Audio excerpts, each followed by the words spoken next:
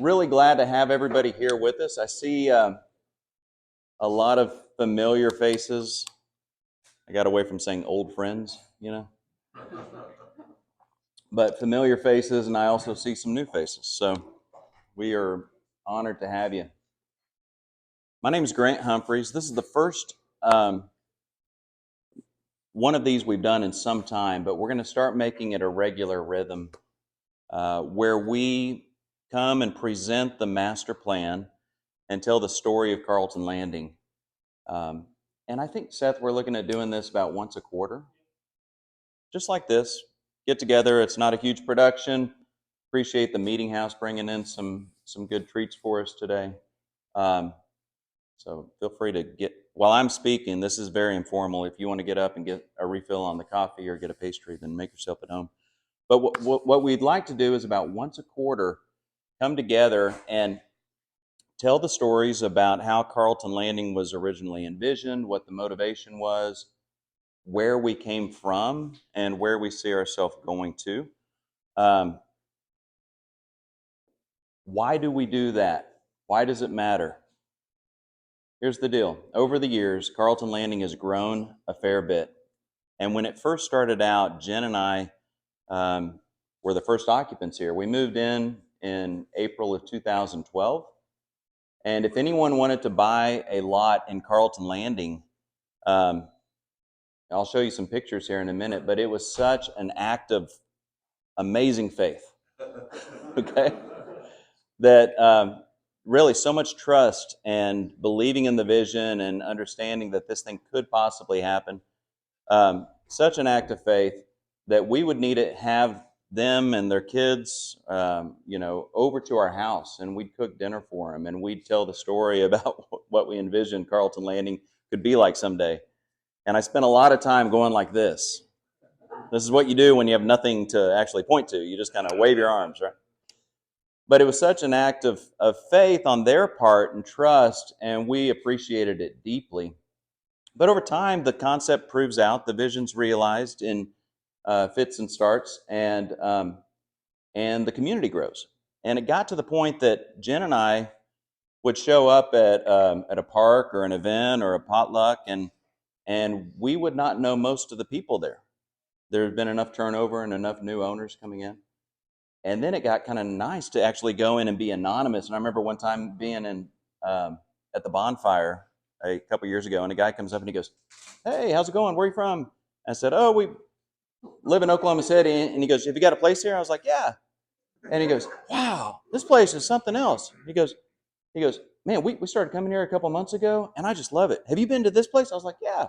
And I had this great conversation with him for, about 5 or 10 minutes, and I was just a neighbor.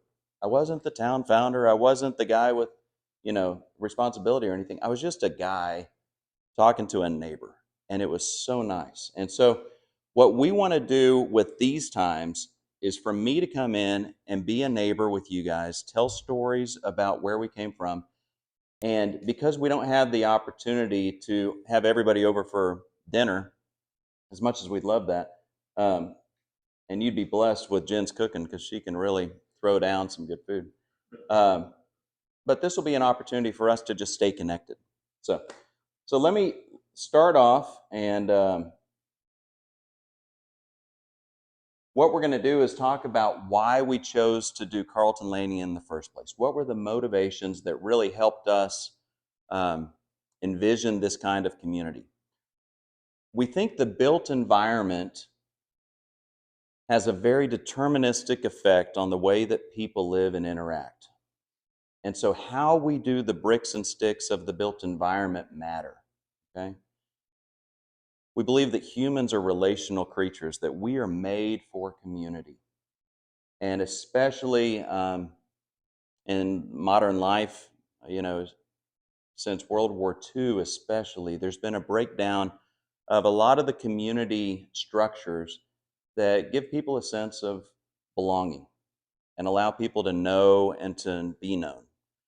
And so as we were looking at real estate about 15 years ago, no, it's now 20 years ago. 20 years ago, I looked and said, real estate there's got to be a financial economical model that supports what you're doing. So there is a way of integrating in fair value and a risk reward. But it can't just be about making money.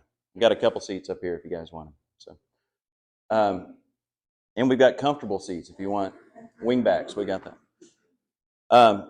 It can't just be about making money. You've got to look beyond just the financial bottom line and say, what are the outcomes associated with the work that we're doing in real estate? What are the social outcomes, the ecological outcomes? How does this impact the way that people live and interact? And so we thought, let's create a place that actually is designed to foster community, okay? That brings people together and it strengthens relationships. To anchor ourselves into our intent, we put together some core values. And the 3 core values that we put together back in 2009 were family, simplicity, and creation. And I'll spend just a couple minutes talking about that. Family just goes to what I was just talking about. It's not just mom and dad plus 2.2 kids. This is just saying we are made for relationships. And so we want to create a place that actually intentionally is committed to strengthening relationships. In a marriage, between parents and children, in the extended family, and from neighbor to neighbor. We want to have a place that's inclusive and inviting so that if someone comes in from the outside, and they're just passing through, they get the same dignity, the same respect, the same welcome as someone who's got the biggest house on the block. In order to do that, we decided, okay, this can't be a gated neighborhood. This is going to be an open space that's open to the public. And we went down the road of saying this is going to be a real community, not just a resort enclave. Second core value that we have is creation. And there's 2 ways that I'd break that down. The first way is to say, if you look around us, we think that we're in a pretty beautiful place of nature here. And so the created space that we're surrounded by, we want to be good stewards of that. I want to be able to look back and say, in the way that we impacted the earth, we minimized the negative impact and we maximized the cultural impact. Okay? So we take an ecological approach. Because of our location, we couldn't be in the Lead for Homes program because we're outside of an urban area. But we look at things like sustainable construction, about life cycle cost of infrastructure, about this happens to be one of the best locations, I'd say the best location for something that's called light imprint new urbanism, which is the way that we handle stormwater management. So there's a lot of things that we've done in Carlton Landing that are unique and committed to this value of being good stewards of the natural world. Second way that we look at creation is to look at how we live and how people make sense of the world. And I mean that in 2 ways. One way is that as humans, it's our job to make sense of the world, to look around us and say, what matters and what does this mean to me? I'm making sense of it. It's another role for humans to make sense. Sense is purpose, meaning, and we can actually make that through our creative talents, through artistic endeavors. And so we create culture. And so we look at how do we do cooking and craft beer and music and poetry and art and photography and architecture and construction and craftsmanship. All these things are cultural artifacts that help show future generations what we believed was important to us. And we want to have life-giving culture coming into this space. So we celebrate the creative spirit that I believe God put in all of us, and we want to be patrons of artists. And so you'll see things that if there's a music festival or an artist in residence program, morning, Cole. These kinds of things are things that we want to be champions on. We want to say, yes, we want to be a place that welcomes artists and supports them. Simplicity is just more important Cole, there's chairs right up here, but more important every day. I mean, our world is moving so fast, and we just said, let's do something that's countercultural and intentional. It's about slowing down, unplugging, finding a way to get the kids off the screen for a few minutes and reconnect with nature, live seasonally, know where your food comes from. All of these things are things that I'd love to spend an extra 4 hours on, but these are the things that went into the lifestyle that we chose for Carlton Landing. Okay, so those are the core values. What was really cool is when the town of Carlton Landing, when we formed the seal for the town of Carlton Landing, and you'll see it here in a minute. At the bottom of that, I took these words and I put them in Latin at the bottom. So it's Familia Creatio Simplicitas. How cool is that to create a town and get the core values branded on their town seal, just to say this isn't something that we thought of in 2009 and then we abandoned by 2012. This is something that we're committed to. We think it's universal, it's eternal, and it's going to be what we're about 50 years from now. I mentioned the built environment. I'll just be on this. I need to speed up the pace. Seth's probably going to say, Grant, you're going to run out of time. We look at the design of our community in two ways: hardware and software. If you think of your computer operating system, it goes onto a PC or a laptop, and then you take the latest version of, Windows or whatever you use, and you load that software on. The bricks and sticks and the urbanism and the architecture and the landscape architecture create a built environment. And these are the pieces that shape the way that we live and interact physically. Okay? Jim Hassenbeck's with us. So Jim is our town architect. And Jim introduced me to Duane Plater Zyberk, our planners, in 2006, 5 or 6. So, and he's been the town architect from the beginning. Okay? He and I sit on the design review committee. So every home that gets built, if you don't like it, you can come to us and tell us why you don't like it. If you like it, we'd love to hear that too. But everything that gets built goes through Jim, and even like in the town's leased premises and the core lease land, design review regulates that. All that's laid out in the declaration that we put together. So that takes care of the shape of things, but then there's also the software side, and this is the operating system. And so we look at the cultural programming, the activities, the events. Some of these are formal, and they're an annual tradition like Porch Fest. Others are things that happen spontaneously on the sidewalk when two neighbors run into each other, and there's a cultural norm, and that exchange that allows them to have a strong sense of shared experience is really part of the software. If someone goes through a time and loss of a loved one and they're grieving, and neighbors take a pie over or take a casserole or a dinner over to them and just love on them, if that's a cultural norm, then that's part of the cultural software of community. Okay? The way the church ministers to people, the way the school brings in kids. 80% of our kids that go to our school come from outside of Carlton Landing. The traditions that they cultivate over time in the school and the way that the parents interact with the teachers, all of those, as they become cultural norms in a place, are part of the cultural software. We've been real intentional early on to try to direct that, and then over time you see that we can lift up our hand and see that it stays the course, and it's continuing to be part of the lifestyle here for the longer term, but it's handed over, it's transmitted to people who carry the torch, and it's not the developer's role to do it, it's everyone's shared responsibility to be part of this culture that we love so much about this place. Okay? A little bit of history, historical context. When Lyndon B. Johnson became president, one of the first orders of business that he had after the assassination of JFK was to come out and dedicate Lake Eufaula. And so the lake was put in place in 1963. It's the largest lake in the state.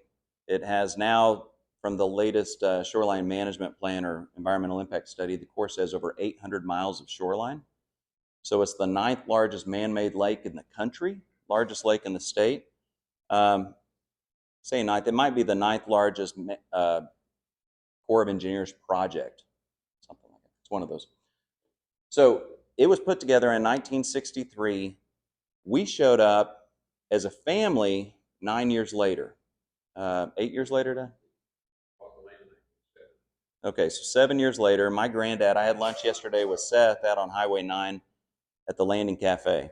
And I said, right across the street here is this neighborhood called Longtown Estates. we grew up there on the lake from the early 70s, and then Dad started acquiring land here in Carlton Landing in 2005, 6, 7.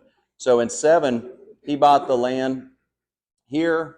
This land was not in our family for generations. I've heard that. They're like, yeah, I've been sitting on that land since statehood. I was like, no, not really. But what's interesting is from 1963 until 2007, this land remained almost completely untouched.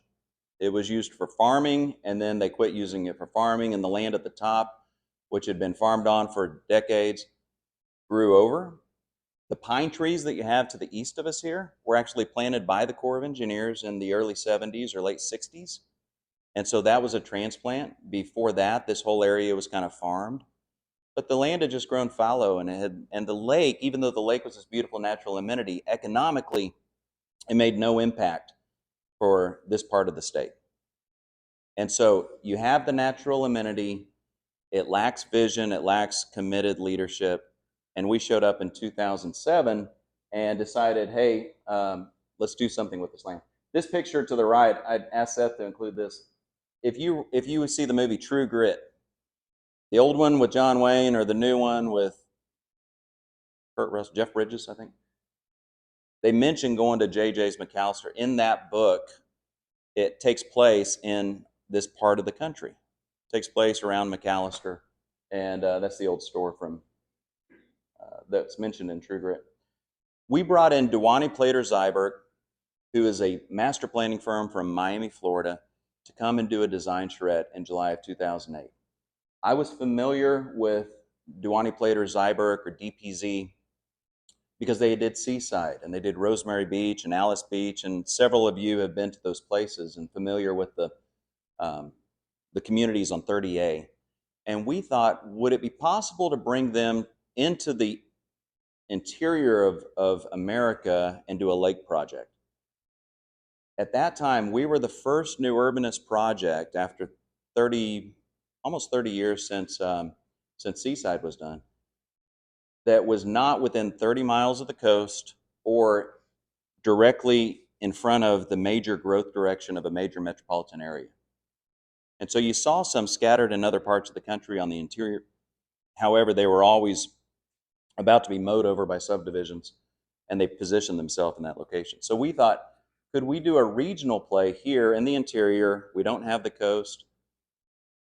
We said, let's look at a 3.5-mile drive radius, and we discovered, lo and behold, there's 15 million people within 3.5 hours drive that did not have a really compelling weekend escape option. And we thought, could we put this here and pull from Wichita and Fort Smith, and now we're pulling from Kansas City. I wouldn't have projected that. We said, can we pull from North Texas? That was really critical for us. And we've even pulled from Houston a little bit. I wouldn't have projected that. This is the design charrette team in Oklahoma City. Here's me working with Tom Lowe, who is a planner with DPZ. He's based out of Charlotte. He's now on his own, but he's been really instrumental in guiding our steps here. My dad, Kirk, was presenting to the group in the charrette. Charrette is just an intensive design process that took about 10 days. And we brought everybody, the engineers and the Corps and the planners and the architects, into one room, and we put together a shared vision. Jim reconvened the architects in May of 2009, I believe, for an architectural charrette. And we brought in architects from different parts of the country, and we positioned them with architects from Oklahoma, and put together some of these books. The Living Tradition is our design code that we have. We already had the declaration, and then we cited two books that we thought were really important. One is The Original Green by an architect named Steve Mouzon, which talks about sustainable development, and another is The Charter of New Urbanism, which was put together by a group called the Congress of New Urbanism. In the comprehensive plan that we had a master plan. So in July of 2008, we did the charrette. By November of that year, we had the master plan. Fast forward, and actually, I'm just going to, this is the master plan, not the comprehensive plan yet. We'll get to that in a minute. But some things to acknowledge The urban transect was critical, so this is a form-based code that shows how the homes relate to the common areas. It does not get into the Euclidean or use-based design code that most cities use for zoning maps. If you're operating a home-operated business, or you're living in your home, or you run a daycare out of your home, um, it matters not to me. We run the home through design review, and then you have an opportunity to live in that space, and actually home-run businesses are encouraged. What we're really interested in is how does the home interact with the built-in or with the common area, and what do the spaces between the buildings look like, and across the street, how does the street function? That's what we look at in a form-based code. When we put the master plan together, it initially covered, this is about 970 acres of our north land holdings. We used to own another 700 acres across the lake, across the cove. We sold that a couple years ago, and we put a long-term development restriction on it so that we continue to look at the view down the cove in the way that you see it today for the next 30 years.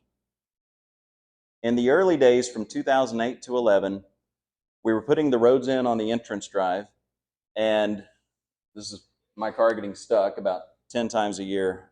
There's a lot of mud out here in those times. This is me and the builders, the original builders, walking down Park Street towards the lake. So that's this street that you guys walked down this morning. That's what it looked like. It was dirt and trees and nothing else. The tent right up here it was located either in front of my house or your house.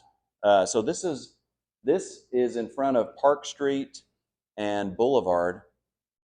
And I mean, this is Memorial Day 2008 or 9, I believe. No, it'd be Memorial Day 2000, maybe 10. In these early days, this is where I'm casting the vision. I'm saying it's going to be great.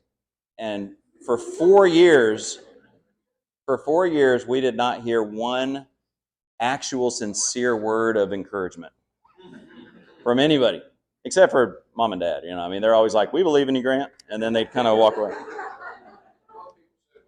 Yeah, everyone's heard the pitch, and they said, "Huh, wow, good luck," and they walked away, and they said, "That'll never work." I mean, over and over. So it was a time where you really had to have a strong sense of faith to keep moving forward. 2012 to 15, we founded the Carlton Landing Academy because we thought it was important to have education be part of our overall experience here in Carlton Landing. And we incorporated into a town of Carlton Landing in 2013. You can see the town seal here with the core values established.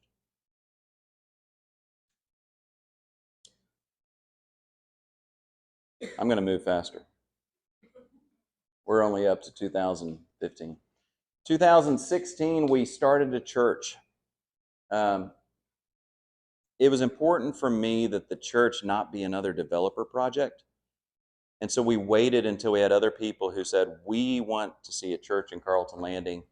And we said, "Great, we want to support you, but it's going to be your water to carry. And we're going to carry water in the background, but we need to make sure that this is not just another initiative under the Carlton Landing Developer Master Plan." And it wasn't. This was a grassroots, started by homeowners. And it took several years from starting in our living room up until the point that it was in the church tent, which was located right here, and then 4 years in the church tent. A lot of you remember those days. Patiently waiting until we had a Sunday when there was a swarm of bees that came through the church.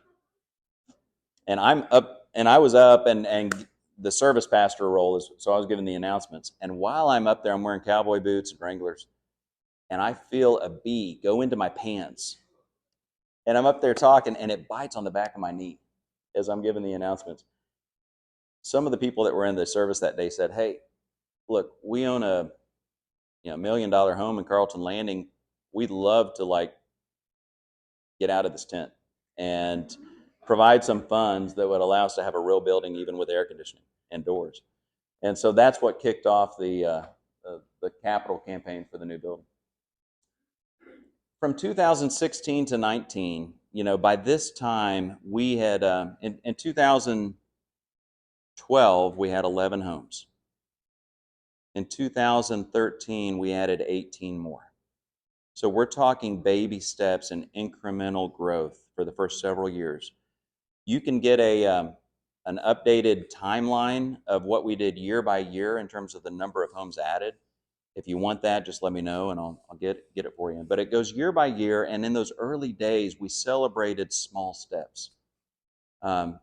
If someone opened up a hot dog stand and they were able to make a few dollars profit, we high-five that, because it was really hard. You didn't have the economy. It's a remote location. It's a seasonal economy. And we were just needing to look at celebrating humble beginnings. Okay. As the community continued to grow, by 2019, we had about 200 and maybe it was 185 homes. The market was soft at that time. This is before COVID. I'd been in the home building business, and we built about 2/3 of the homes that were here. Our company, Traditional Craft Homes, maybe about half of them. And I had 30 spec homes that were sitting on the market in 2018, 2019. The market was soft. Everything was selling at around $200 a square foot. So, should have bought in. It was a great time. We decided that was the best time to fire sell everything and get out of the home building business, because property values were going to be soft from that point forward, of course. They weren't. They actually did all right. So 2020 to 2022. In this season, COVID showed the importance of the core values that we put in place 10 years earlier. If you were going through that COVID season and looking for a place to quarantine, this was it. This was the best spot in the world to get away and continue to live normal life. I see a lot of heads, people nod, people looking back. I mean, other parts of the world, it felt like the world was on fire. Scared to go out. People were scared of strangers. I mean, and you come to Carlton Landing, and we had a real respecting view of COVID. I had it. My family had it. I had friends that died from it. But in that time, Carlton Landing was a place where you could come and find healthy community that wasn't ruled by fear. There was still joy. There was still peace. There was still a place for you to come and have the important social interactions that are really necessary for mental health. And so I think that was a time that really, it proved its value. And I'm just really thankful. Sometimes the value of things aren't evident all the time, but it's in hard times that the real underlying intrinsic value that something possesses, or that a person possesses, comes to the surface. They talk about, the character of a person and how they respond under pressure, because whatever's inside is going to get squeezed out, right? I think that's the same for Carlton Landing. If you look at Carlton Landing and the character of the community in a hard time, this is a great place to be. The relationships that you guys can form here tend to have a deeper, more authentic, valuable character to them. And that's just blessing. That's not something we could design or force or will. It's something we could pray for and we could hope for, but it's ultimately it's up to the people that are involved in both sides of that relationship and how they choose to lean into it. I'll give you a few looks at things that are coming forward. We've got a few more slides, but I'll knock these out. We can have some Q&A. We've been going for 30 minutes, right? Okay. I thought we went an hour. Okay. The town square is something we've cut the road in initially, and this is a picture of the town square. There's some things in this rendering that I promise you will never happen, okay? I doubt that we'll have this building here, but that's the actual location of the lakefront pool. And to the south, you see a wedding chapel here, and we'd love to see this happen. We've already got the plans drawn. Jim did a great job several years back of a wedding chapel that seats about 250 people or so. And so this is designed, and as you're driving into Carlton Landing and you come down Ridgeline Road and you get to the bottom, if you look ahead, the steeple is on the center line of the road as a view terminus, welcoming you into Carlton Landing. It would look out over the lake and be a great spot for weddings. To the south of that and to the west of that is an area that is called the Nature Center facilities. And so this was part of the Corps of Engineers lease land. The south side of the road right here is the beginning of the Corps lease land, and everything owned down here was always owned by the Corps. So we were restricted. When we came in here in 2008 and started cutting roads, we didn't realize we were signing up for a 7-year process before we could have legal right to actually walk to the lake. We did not have the Corps lease completed until, I think it was May of 2015. That actually involved an act of Congress to fund a shoreline management plan and environmental impact study that was done in 2013 for the whole lake area. It hadn't been updated since 1977. And it was only after all of that was complete that we could go to the Corps and say, what would we like to do down here, and what are we allowed to legally do down here? And so we partnered with the Nature Conservancy to do a series of trails and outdoor exhibits in that area to the south. You know, the trail is there. That's the first step of many steps as what we think would be a great nature center down there that could help reconnect kids from the school into the woods, outdoor classrooms, walking trails. It's great for us just in our own health and enjoyment and wellness to get out into nature, but also allowing the town to step in, and the town could put together the nature center facilities that would include conference space, retreat space. If you want to do a corporate retreat, you could come here. And so the town is taking some steps on that right now. I mentioned the trails. This is a master plan that we have for the trails. I love walking through the nature center. That is a first step of what I hope to see over the long term.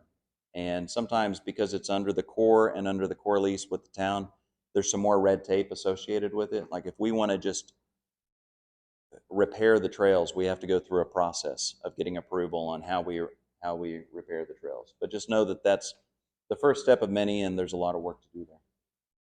The Marina Center is a vision that we laid out several years ago. And again, here, the Corps of Engineers line runs right here. And we're trying to, how do we seamlessly integrate the master plan across private property and onto the Corps land? And we worked with Tom Lowe to design this concept. We decided to put the marina up in the North Cove where it is today.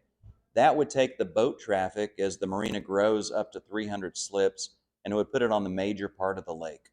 It allows this ski cove to be more of a recreational area, quieter, safer for kids that are swimming. I was encouraged this morning at the town meeting. If you get a chance, go to the town meeting sometime. It's like a Civics 101 lesson. But this morning they approved they let me know that the Corps approved this week a buoy line that would restrict the swimming area right off the swim beach here. And from the courtesy dock all the way up to the church, that whole area is going to be sectioned off for swimmers and paddle boards and kayaks only. And then from where the courtesy dock is moving up to the north, they're going to have signage to say, this is only trolling motors for boats up in that area, okay? And we asked for them to close off the whole cove, but they say that there's a large fishing area, and when the fish are spawning, they want to be able to get back there. And so we said, okay, let's restrict it to trolling motors. They went for that. And so that allows this whole cove permanently to be for recreation, for quieter water sports, safe for the kids. That's great. And it allows us to move the boat gas and the service and the wakeboard boats and all that up onto the marina site and out onto the main body of water. This next year, by next summer, you'll also see a ship store. And so we are approved by the Corps of Engineers now. We're moving forward with construction. Should be done by May. Great looking. It looks like a Carlton Landing building floating on the water. Inside, Jim Hassenbeck did the architecture on this. Sometimes I have an original idea. I wake up, I have a dream, I have something like that. 90% of the time, I'm stealing stuff from other places. It's good ideas, best practices, things that you like. And I think we all do that. Like you find inspiration. So we found if you see this ship store when it's all finished, and then you go to the Baltimore City Harbor, there's a red building in the middle of Baltimore City Harbor that is just this quaint, you know, red wood, clapboard looking building, and it's going to be fantastic. So we stole that from Baltimore. Yeah, yeah. Town center neighborhood. So we've got a couple phases that are coming up. This is phase 6, and so this is Lincoln Square. And if you look down at the end of that line that runs down, we call that center line. Several of you have some homes around center line. Then the view terminus for that is the Lakefront Pavilion that's right up here. And that, we call it center line because that's basically the center of the book. If you look at the master plan and you open it up on either side, you're going to have a boardwalk and a Park Street and town center over on this side. To the north, you'll have a boardwalk. You'll have Church Street, which is going to be designed just like Park Street, and you'll have the Marina Center. And so the town center and the Marina Center act like two ends of the dumbbell, you know, on either side of that. Center line's at the middle. You can also see, so here's the church looking onto the marina. We've done the thinning and the clearing for phase 8. Timeline for phase 8, I'll just tell you, we've got enough. We've got 30 lots that are available right now. We're bringing on phase 5B, which is up on Ridgeline Road. We'll be cleaning that area up and getting that phase completed by the end of the first quarter of 24. We also have lots that are south of Ridgeline Road up on Sandstone Drive. I've got lots that are available in phase 6. And so I'm going to do phase 8 when we think it's time. But at any point in time, we'd like to keep about 1 year's absorption of lot inventory that's available. And so for me right now, I'm not expecting that 2024 is going to be a banner year in terms of lot sales. I'll go back to what Dad said 15 years ago. We were talking to one of our investors, and he said, how are you doing the project from a financing standpoint? And we said, well, we're not going to use any debt. We're just going to use equity on the development side. He says, what do you do if you don't have, you know, the lot sales, or if it's slower to go than you expect? Because there's going to be times that the economy goes through these ups and downs, several cycles during the build out of Carlton Landing. And the comment was, if things slow down, we'll just mow the grass and we'll come back next year. And that's our posture towards the long-term stability of Carlton Landing. We always want to have about a year's worth of lots that are available. That gives us time to build the next year. If things slow down, that's fine. We can wait that out. We're going to continue to be in a good place over the long term with stable growth. Our expectation is that we could build out, I think over the next few years, you'll build back up to maybe it's 50 lots a year, net growth on top of resales. We can do that, 50 lots a year for the next 25 years. Okay? We've got 860 acres of land left to develop. We're not in a rush. We've got a real long-term view, and we think that good things happen when they're allowed to curate slowly, whether it's in a crock pot or my smoker at home, or it's in a community building. Low and slow is the way to go. Okay? So we're not in a rush, and we think that the quality of culture, the quality of relationships happens best when it's not rushed. And that's totally different than what you see in most land development approaches today. Yes, sir. Yep.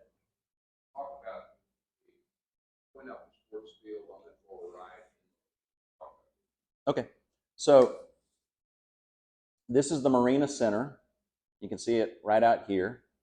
And in time, it'll go from what you see today to this picture, where we could have a softball field, tennis and pickleball courts, and a little soccer field. Okay. At the end of that, at the north end of that, is the marina center, the structures, and we'll have boat services, we'll have retail, we'll have other restaurant and amenities that support the marina. Okay. As you look at this slide, you can see that that all takes place right up here, and we've got these 3 lagoons that we're now phasing out. So we formed a rural water district, RWD number 20 for Pittsburgh County. We formed that in 2012. That's their lagoons. They're working with the Department of Environmental Quality to remove the lagoons, restore the land back to native condition, and our land development phases will extend over that. So that's going to happen as we get into phase 8 and as we get into phase 9, probably over the course of the next 3-4 years. You'll see those phase out and you'll see lots come over that. And if you're into gardening, it'll be a great place to buy a lot because the ground will be incredibly fertile, nutrient rich. Other amenities. One thing I just say on this, from a retail standpoint, I mentioned about how challenging it is to put together a retail pro forma in Carlton Landing. Please support your local shop owners. They take an incredible amount of risk. They work harder than they could if they were in other locations, and we want to be really supportive of that. So we take an approach, instead of, if you go to Disney World, it's beautiful. Everyone loves Disney World, right? But anyone that's working there has a name tag on, and they're all on the same payroll. They all work for Disney Corp. Everything goes up to the top of the pyramid, and Eisner, whoever's at the top, is driving that ship. If you come here, anyone that you talk to is an employee that works for that shop owner. There is not a hierarchy of control. We've intentionally said we want to take an entrepreneurial approach where we invite entrepreneurs and small business owners, and we set the stage for them, and then we get out of the way and we let them run their business, and they rise and they fall. What we do to support that is we just do percentage rents. So we start with, what can your building actually support in terms of any kind of return on investment to the structure? So Mama Tiggs today is in the same shed that we built 10 years ago for $60,000 because another guy said, I'll provide the labor if you provide the material. It was $60,000. That's how it started out. And honestly, that's about all that we could support. And it was the fish shack, and then it was Mama Tiggs. Now, Mama Tiggs has been around long enough. This year, between now and next spring, we're going to build them a enclosed building with indoor seating area. And I don't know if Seth, is that on a slide? Okay, so I told some guys last night, I said, hey, just because people are so, they've loved the time at Mama Tiggs, we want to give the full experience, but we want you to be inside. So not the full experience. So we will actually keep the flies out of the space. And we want to say thank you to Bob and Jeanette for their patience over the years of continuing, and the people that sit outside in a hot August afternoon when the flies are carrying off a small child. So now we're gonna bless them. The food trucks, we own the food trucks. We rent those out. Like I say, percentage rents. We don't get much of a return on that monetarily, but we think that that's important, and we want to do more to grow the food business here. Any ideas, any willingness to pitch in? We'd be happy to talk about that. To the west, there's a area, as you're driving in on the entrance road, you see the gravel road that goes off to the west. That's an area that goes back to the homestead. And so the homestead is, there's a nice pond back there. From the entrance road, it goes back up to down the hill towards that pond. Those are going to be larger acreages. I'll do another presentation specific about the homestead because it's going to be an interesting way where we transfer larger land tracts, anywhere from 1/2 acre up to 4 acres. We transfer larger land tracts to an owner who then has the ability to subdivide and redevelop as they see fit.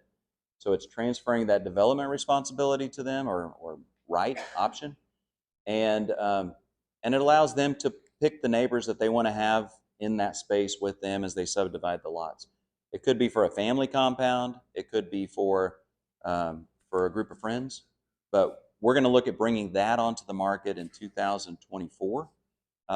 We've already got the area platted. It's been approved. The road's been cut, and we've got utilities to put in place over the next 6 to 9 months. More on that to come. This is a look at that homestead area. So from the entrance road where you have the gravel road that comes down, you're going to swing down the hill, and basically all the roads or all the lots that are on that road, you've got 13 lots, and that's what's going to be available. This is a beautiful part of the property. Whereas Carlton Landing is known as being a place where you can always have a sense of community, and you have to kind of carve out space for privacy. You got to pull the blinds, you got to close yourself off a little bit so you're not in the fishbowl, and then you can make privacy, but it's not the default mode. Homestead's just the opposite. In the homestead, you'll have privacy, and when you want community, you invite people over. There will be a community building, an amenity down at the bottom next to the pond, like a clubhouse, and a place for those neighbors to gather. Those neighbors will be in the same homeowners association, so they'll still be part of the community, part of Carlton Landing, have access to our pools and amenities here. They'll be paying dues, but they'll be down in a different part of the master plan. That's what I've got. I want to open it up for some Q&A, and I want to respect your time. I think we told everybody that we'd get you out of here by 10 o'clock. Okay. There might be a football game coming up in about an hour and 10 minutes. So. Yes. Yeah.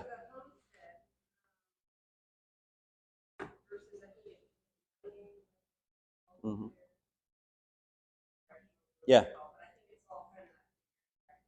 Well, so 9A is another, it's outside of Carlton Landing. It's not part of it. And so that's another development that's happening adjacent. And anyone that wants to pitch in and help lift the economic reality in this part of the state, I'm a huge fan of. So whether they would be located southwest of Carlton Landing. So they're down in this area off of McNally Road. What you'd have in the homestead is you'd have larger acreages that are part of Carlton Landing and have access. You come in on the same entrance road and you have access to all the amenities in Carlton Landing. If you look around 30A in Florida, you've got a home that's in Rosemary Beach, and you have property that's on the other side of the street. And there's a real value in being part of the declaration, the governance structures, the community amenities within that space. But I'm a fan of anything. But as they were doing that project, I'm a fan of anything that's helping build out this part of the state. As they were doing that project, they asked, can we tie into Carlton Landing? And I said, absolutely not. I mean, that's just not going to happen. So I said, they said, would you like to buy the land? I said, no, we're into selling land. We got enough land. And the guys that are developing that are friends of mine, and I love those guys. I think they're great guys. But I said, you need to know my position will always be to do what's best for Carlton Landing, and I see you as direct competition.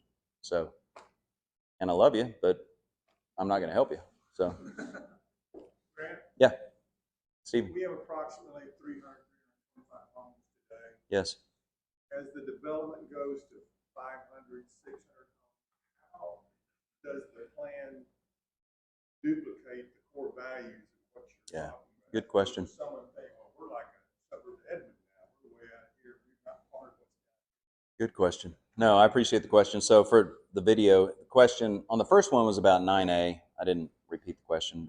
On the second one, how do you continue to, I'll put it in this words, hold to the core values and reproduce the essence of Carlton Landing as you continue to grow to scale? Okay. In terms of the built environment, we see like Redbud Park has 17 homes around it. Firefly Park, the south part, has 23 homes around it. There's some math to the scale. If you get anywhere from 8 to 20 homes that share and look around a central shared green space, there's a pretty strong sense of community within that. You've seen this in the crossings, you've seen it in different parts. As you look at the master plan of what we're planning to build out, I'm going to zoom back, see if we've got this. Seth, I don't think we do. Tom Lowe's plan? Okay.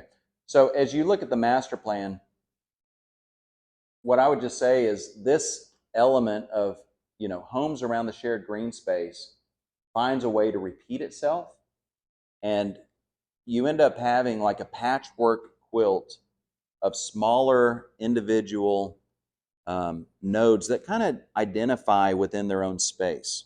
Okay, so that's the first thing, is don't get too big around one experience. So the idea is we want to have several smaller community pools instead of a big water park. We want our parks to be of a size that they cultivate a sense of community, and they're not too big. It's not Central Park, but it's something that's much smaller. The second thing that you do is you look at proximity to goods and services. And so we designed the whole master plan around a 5-minute pedestrian shed or a 5-minute walk pattern. And for us, that's a quarter mile. You should be able to walk within a quarter mile. You should be able to walk to gathering places, restaurant, place to buy some stuff. Maybe it's a post office, these kind of elements. And so we scatter those around throughout the community, and we don't consolidate all of those into just one corner of the community that would require you to have a golf cart or a car to get there. The marina right now is an exception because the master plan hasn't been built out yet. So everyone, I get it, you got to have a golf cart or a car to get to the marina. That's a reality until we get the master plan fully built out there. But long term, the master plan is going to go all the way up to the marina, and people will feel like they can just walk out their door and have the marina right there. So I think those are the two things. Here we've got homes that'll be built up right up against the marina center. And for them, they might have to hop in the car and come over to the town center, or maybe by that time we have a people mover that just goes back and forth and makes it easy. Hey, Grant, while you're right there, yeah. Talk about the next code. Sure. So our core lease goes all the way up, not just to this cove and to the next cove, but up north of that cove to where Cedar Point Estates is right up there. So our master lease with the core, the town's lease with the core, goes all the way up to Cedar Point Estates.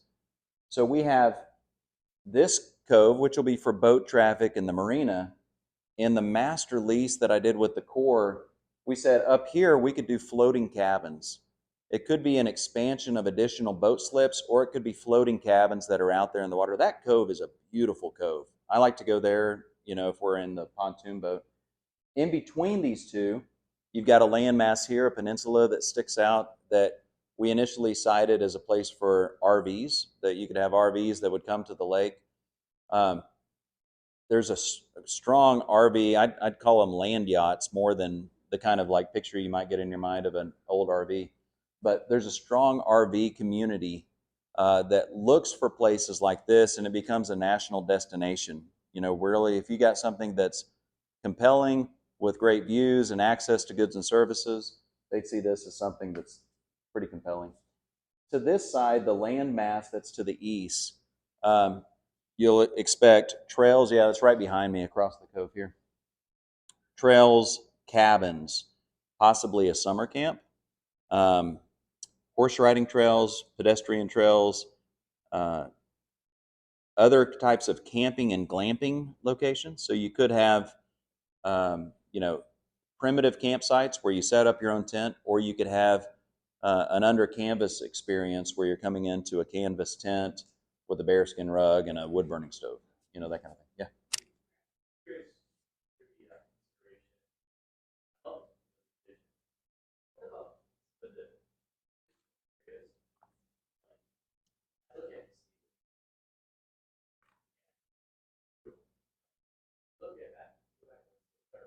Yeah.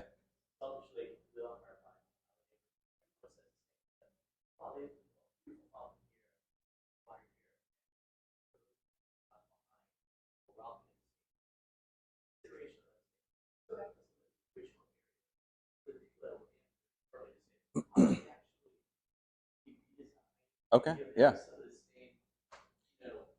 That's, I hear you. So the question was for community amenities that maybe now are 10 years old. Firefly was put in about 8 years ago, I believe. So how do we deal with it while you're looking at new growth and new investment on the new development phase? How do you continue to take care of the existing infrastructure and parks and areas, common areas like that?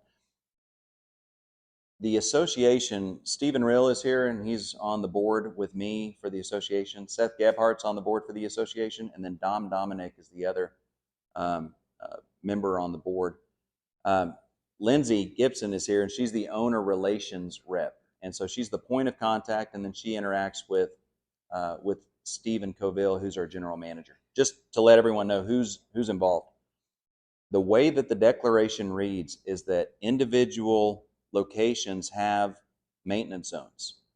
And in addition to your general assessment, you also pay a maintenance zone due for the common area maintenance within your space.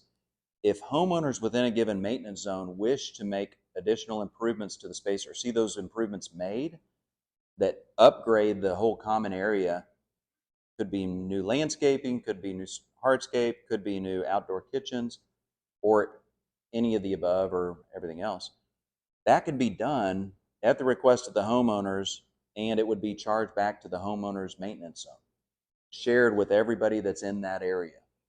And so the developer's role is to say, I'm going to get it done, I'm going to build it, we're going to have a transfer where that goes to the association. And then the developer steps back, and I'm looking at the next phase. The association is saying it's our job to maintain. And sometimes the association will take the initiative and say, let's make this a little bit better. But a lot of times their job is just to maintain. The association is getting on its feet and doing well, better financially, and with every year that goes forward, it'll get better. But the association is not looking for ways to spend more money. If homeowners wish to have an upgraded experience or have additional items built or constructed or added to a specific area, I'd say talk to one of those people, and then we can put together a budget and we can see it happen. That's happened several times before, where people came in and they said, look, we'd like to see a fire pit, we'd like to see park benches, we'd like to see additional landscaping. And we said, great, we'll scope it, we'll bid it, we'll come back to you all for acceptance of this, and then the executive board will approve that as a project. And then frankly, we work those costs over a 3-year period of time for payback to the association. So the association can act as an initial bank, or it could do a special assessment to that maintenance zone if it's more than the association can bank. And then over 3 years' time, those homeowners collectively pay back the association. So that's a good question, and that provides a vehicle for long-term, not just maintenance, wear and tear accepted, but really maintaining things at a level that's going to be nice for the long term. Good question. Yeah, so community garden went in. That one, the association went in and paid the freight and fixed it. We didn't, because that's a one-off location, we didn't charge that back to the Firefly Park maintenance zone, I don't believe. I think that was just out of the general fund paid by the association and not reimbursed. Because pools and the community garden are unique in that there's just one of them. And so we kind of say that shouldn't be put just to that maintenance zone. Okay. It's 10 o'clock. I'm available, but I want to respect your time and say thank you for coming out. We'll do this again in a few months, but thank you so much for being part of it. This deal, there's an initial vision, there's initial effort, but everything that we're doing here is the result of every person's hands pulling on the same end of the rope. And so I just want to say thank you. We couldn't do it without everybody that's part of this community. So thanks a lot.